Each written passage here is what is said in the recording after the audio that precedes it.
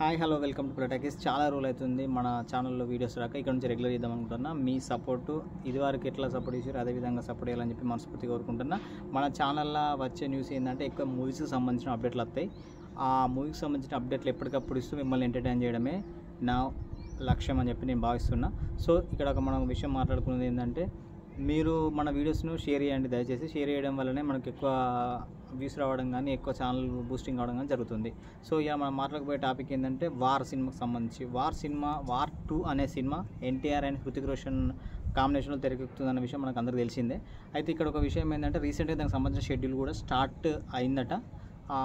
ఆ షెడ్యూల్కు సంబంధించిన న్యూస్ అనేది రీసెంట్గా మనకు సోషల్ మీడియాలో కూడా రావడం జరిగింది. మన జూనియర్ ఎన్టీఆర్ కూడా ఆ షెడ్యూల్లో పాల్గొనబోతున్నారని చెప్పి ఒక వార్త అయితే వినబడుతుంది. సో ఏది ఏమైనా కూడా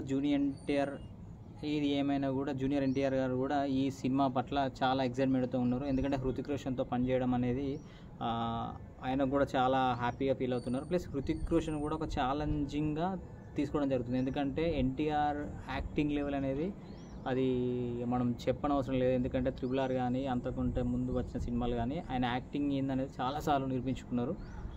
సో హృతిక్ రోషన్ కూడా ఈయనతో సవాల్గా ఈయనతో ధీటుగా నటించాలనే ఆలోచనతో ఆయన కూడా ఉన్నట్టు టాక్.